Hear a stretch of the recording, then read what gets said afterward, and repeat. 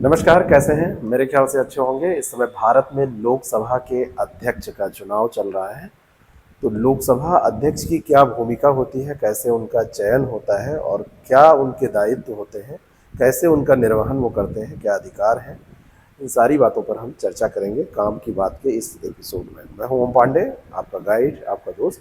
चलिए शुरू करते हैं और देखते हैं लोकसभा अध्यक्ष का चयन और उसकी भूमिका के बारे में, चयन प्रक्रिया के बारे में, उसकी योग्यता क्या होती है, क्या उसके संवैधानिक प्रावधान है, क्या उसकी जिम्मेदारियां हैं और अन्य कौन कौन से कार्य वो करता है जिसके बारे में सामान्यतः लोग नहीं जानते हैं। सबसे पहली अगर हम बात करें इसके चयन की प्रक्रिया की, तो इसका जो चयन होता है वो लोकसभा का जब भी चुनाव होगा, चुनाव होने के बाद में सबसे पहले इस अध्यक्ष का चुनाव किया जाता है।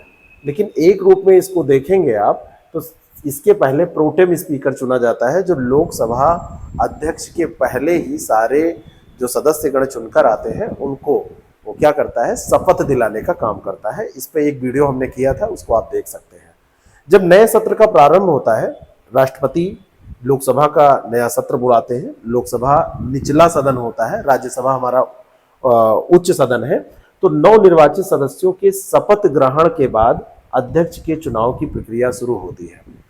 जाहिर सी बात है, इसमें जिनकी गवर्नमेंट होती है लगभग अध्यक्ष उन्हीं की तरफ से होते हैं, लेकिन ऐसा कहीं कुछ पढ़ा लिखा नहीं है कि उन्हीं के अध्यक्ष होंगे।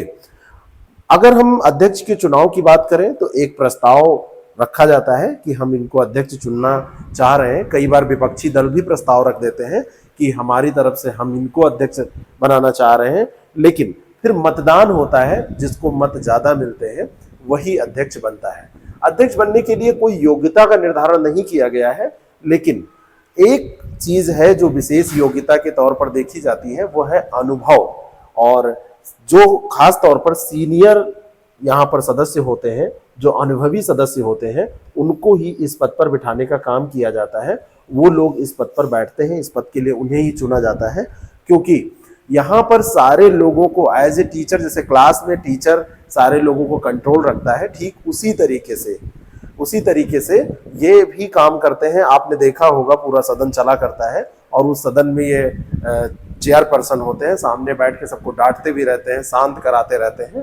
तो ये अनुभव बहुत महत्वपूर्ण होता है। राजनीतिक समझ इसको होनी चाहिए, और राजनीतिक समझ उसी व्यक्ति को होती है जिसने संसद की कार्यवाहियों में भाग लिया है। तो जो सांसद कई बार जीत के आते हैं उनको राजनीतिक मुद्दों की गहरी समझ भी होती है और संसदीय प्रक्रियाओं के बारे में भी वो जानते हैं। इस कारण से जो सीनियर लोग होते हैं उन्हीं को चुना जाता है।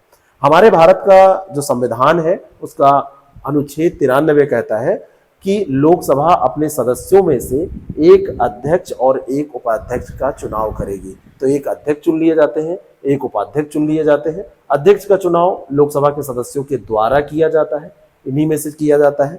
जो सीनियर मोस्ट सदस्य होता है लगभग उसको बनाया जाता है।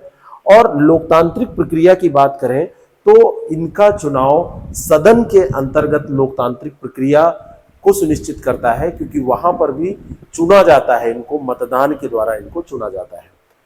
94 जो हमारा आर्टिकल है वो अध्यक्ष और उपाध्यक्ष का पद अगर रिक्त होता है तो ऐसी स्थिति में कैसे काम होगा इसके बारे में बताता है। अगर अध्यक्ष अपने पद से हटना चाहते हैं, इस्तीफा देना चाहते हैं, तो वो उपाध्यक्ष को, और अगर उपाध्यक्ष अपने पद से इस्तीफा देना चाहते हैं तो वो अध्यक्ष को इस्तीफा प्रस्तुत करते हैं। ये एक बहुत बड़ी विशेष बात है। बल्कि उपाध्यक्ष और अध्यक्ष एक दूसरे को इस्तीफा जो ये दे रहे हैं वो एक लोकतांत्रिक प्रक्रिया है कि आप अध्यक्ष होने के कारण ऐसा नहीं है कि उपाध्यक्ष को बस ऐसे ही, वो तो आपसे छोटा है पद में तो आप ऐसे ही चले जाएंगे, उसको बताएंगे नहीं, उसी को इस्तीफा ही सौंपेंगे। ये एक बहुत बड़ी बात है। और संवैधानिक प्रावधान में अगर अनुच्छेद 95 की बात की जाए तो अध्यक्ष और उपाध्यक्ष के पद रिक्त होने पर उनकी कर्तव्यों का प्रबंधन कैसे किया जाएगा ये बताता है। कैसे कार्यवाही निरंतर चलती रहेगी बिना बाधा के, और इस अनुच्छेद में अस्थायी रूप से कर्तव्यों के निर्वहन के लिए किसकी व्यवस्था की जाएगी ये भी प्रावधान किया गया है। तो इसमें अगर अध्यक्ष भी नहीं है, उपाध्यक्ष भी नहीं है, तो तीसरे नंबर पर जो सबसे सीनियर व्यक्ति होते हैं सदन में उनको पीठासीन कर दिया जाता है, वो लोग अध्यक्षता करते हैं। लोकसभा का जो अध्यक्ष है वो बैठकों का संचालन तो करता ही है, और सदन की जब बैठक का संचालन होता है तो सबको ये नियंत्रित करने, कंट्रोल करने, सबको समय देने का काम, जब कोई चर्चा हो रहा है तो उस पर कितना समय किसको मिलेगा, समय आवंटन का काम ये अध्यक्ष ही करते हैं। और सुचारू ढंग से पूरी चीजें संचालित हो सके ये काम भी अध्यक्ष महोदय ही करते हैं। लोकसभा के जो अध्यक्ष हैं ये सदन के अंतर्गत नियमों का पालन सही से हो पाए ये सुनिश्चित करते हैं। नियमों की जहां पर जरूरत पड़ती है आवश्यकता अनुसार ये व्याख्या भी करते हैं। मान लीजिए किसी सदस्य ने कहा कि ऐसा नहीं ऐसा होता है तो ये समझा देते हैं इस नियम के आधार पर मैं ऐसा कर रहा हूं, और निर्णय भी ये लेते हैं। और सदन के अंतर्गत जो भी निर्णय इनके द्वारा लिया जाता है वो अंतिम निर्णय होता है और बाध्यकारी निर्णय होता है। किस तरीके के निर्णय लेते हैं, इसके कुछ अधिकार हैं, कुछ विशेषाधिकार हैं, उनके बारे में पहले हम बात कर लें, फिर कैसे निर्णय ये लेते हैं और कैसे वो बाध्यकारी होता है इस पर हम चर्चा करेंगे। न्यायिक पुनरावलोकन से ये मुक्त है, यानी कि अध्यक्ष जो भी निर्णय लेंगे उसको न्यायिक पुनरावलोकन, जुडिशियल रिव्यू के दायरे में नहीं रखा जाता है। जब कभी संयुक्त अधिवेशन होता है तो लोकसभा राज्यसभा का, तो उसकी अध्यक्षता लोकसभा का अध्यक्ष ही करता है, और राष्ट्रपति के द्वारा जो सदन है वो उसमें अधिवेशन आहूत किया जाता है, लेकिन अध्यक्षता इनके द्वारा की जाती है। संसदीय जो समितियां होती हैं, अध्यक्ष संसदीय समितियों के भी अध्यक्ष होते हैं और संसदीय समितियों के कार्यों की निगरानी यही करते हैं। लोकसभा का जो अध्यक्ष होता है उसको वोटिंग अधिकार भी है, लेकिन इस वोटिंग अधिकार में थोड़ी सी बात आपको ध्यान ये रखना है कि सामान्य परिस्थितियों में ये किसी मतदान में भाग नहीं लेते हैं। जब सारे लोग, मान लीजिए कि ओम बिरला जी की बात करें और ये भाजपा से हैं, और अगर कोई मामला हुआ और भाजपा के लोग जिधर मत दे रहे हैं उन्हीं की सरकार है, तो सामान्य स्थितियों में ये अपना वोट कास्ट नहीं करेंगे। लेकिन कभी कभी जब टाई की स्थिति आ जाती है, मत बराबर होने की स्थिति आ जाती है, मत बिल्कुल एक दूसरे के बराबर हो गए, तो कास्टिंग वोट का प्रयोग ये करते हैं। ये कास्टिंग वोट है और कास्टिंग वोट का प्रयोग ये करते हैं। जाहिर सी बात है ये जिस पार्टी के होंगे उधर ही ये मत देंगे, लेकिन माना जाता है ये निष्पक्ष होके, बिल्कुल निष्पक्ष होकर ये मतदान अपना करते हैं। ये इनकी पद की एक गरिमा और इनके पद की एक जिम्मेदारी ये मानी जाती है। निष्पक्षता का बहुत ज्यादा महत्व है। अध्यक्ष को निष्पक्ष होना चाहिए, निष्पक्षता के साथ ही व्यवहार करना चाहिए, लेकिन अक्सर आरोप लगते रहते हैं कि अध्यक्ष निष्पक्ष होकर काम नहीं कर रहे हैं। लोकसभा के अध्यक्ष को कुछ न्यायिक अधिकार मिले हैं। अगर सदस्यों की अयोग्यता के बारे में कोई बात होगी तो निर्णय लेने का अधिकार इन्हीं का है और ये अंतिम माना जाता है। वहां पर जैसे हमने कहा था, दल विरोधी अगर कानून है तो दल बदल विरोधी कानून में अगर कोई दोषी पाया जा रहा है तो उसकी सदस्यता जाएगी या नहीं जाएगी, इसके तहत निर्णय लेने का अधिकार इन्हीं को होता है और ये अंतिम माना जाता है। इसकी बात मैं कर रहा था। ये अंतिम इसलिए कि इसमें फिर किसी कोर्ट या कहीं जाने की आपके पास गुंजाइश नहीं होती है, तो ये ध्यान रखना है आपको।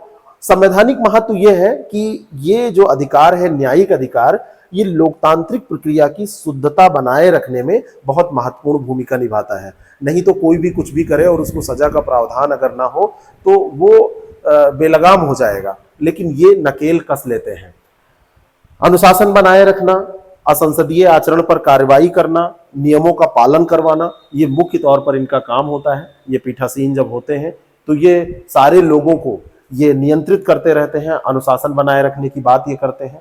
इनको कुछ वित्तीय शक्तियां भी प्राप्त होती हैं। लोकसभा के स्पीकर को वित्तीय विधेयकों की अनुमति इन्हीं के द्वारा दी जाती है। वित्तीय विधेयकों का प्रमाणीकरण, कोई विधेयक वित्त विधेयक है या नहीं है, ये यही प्रमाणित करते हैं, ये विनिश्चय इन्हीं के हाथ में होता है। और बजट की प्रक्रिया में भी इनका बहुत महत्वपूर्ण योगदान होता है। बजट सत्र के दौरान ये बहुत महत्वपूर्ण भूमिका निभाते हैं और वित्तीय मामलों पर चर्चा को नियंत्रित करने का काम भी ये करते हैं। ये समन्वयक की भूमिका में रहते हैं और समन्वयक की भूमिका में दलों के नेताओं के साथ समन्वय करना, उचित प्रतिनिधि सुनिश्चित करना, सर्वसम्मति बनाना, कोई भी मुद्दा हो उस पर सर्वसम्मति बनाने में, जिससे कि सदन का कामकाज सुचारू ढंग से चल सके, ये सारा काम अध्यक्ष महोदय के द्वारा ही होता है। एज ए गार्जियन ये काम करते हैं। जैसे क्लास का टीचर होता है, हेड जो क्लास का होता है वो जैसे काम करता है, उस तरीके से स्कूल में जो प्रिंसिपल का काम होता है उस तरीके से ये काम करते हैं। अंतर्राष्ट्रीय स्तर पर देखें तो अंतर्राष्ट्रीय मंचों पर भी ये प्रतिनिधित्व करते हैं। जब संसदीय निकाय की बात आती है तो भारत की तरफ से यही प्रतिनिधित्व करने जाते हैं।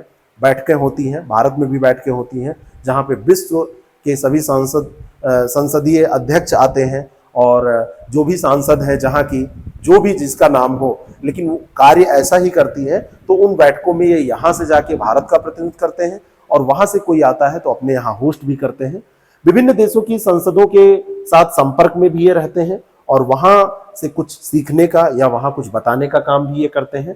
और अध्यक्ष जो होते हैं वो संसदीय कूटनीति में भी महत्वपूर्ण भूमिका निभाते हैं। भारत की विदेश नीति को मजबूत बनाने में ये बहुत महत्वपूर्ण चीज है।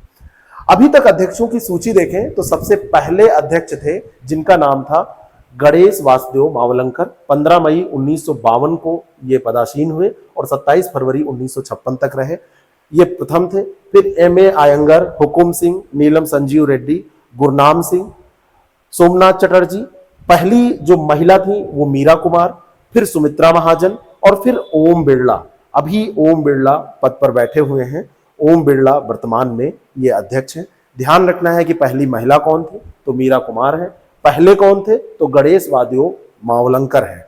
और ओम बिरला 19 जून 2019 से वर्तमान तक इनका जो पद है वो जारी है, इनकी कार्यावधि जारी है, क्योंकि पुनः ये इलेक्ट हो गए हैं। तो ये रहा अध्यक्ष के बारे में। ये वीडियो आपको कैसा लगा जरूर हमको बताएं और ऐसे ही वीडियो लगातार पाने के लिए हमारे चैनल को सब्सक्राइब करें। लगातार हम आपको ऐसी वीडियो देते रहेंगे, काम की बात करते रहेंगे। Thank you so much. जय हिंद, जय भारत।